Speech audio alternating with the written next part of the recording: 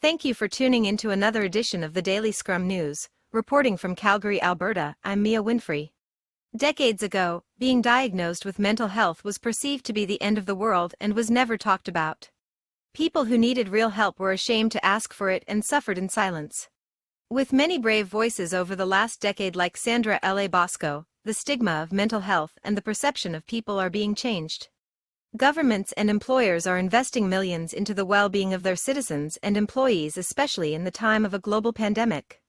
Yesterday, Canadian author and mental health champion Sandra L.A Boszko's inaugural book Welcome to California was named one of the best indie books of 2021 by the independent book publishing professionals group.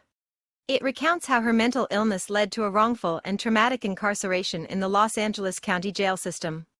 Sandra's incarceration lasted 10 days while her family struggled to locate her and to convince the courts that she was in need of medical care.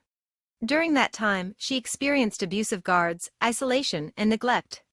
Welcome to California is a stunning, funny, and heartbreaking memoir that recalls one woman's diagnosis with bipolar disorder, which ultimately leads to her wrongful and traumatic incarceration in the Los Angeles County jail system.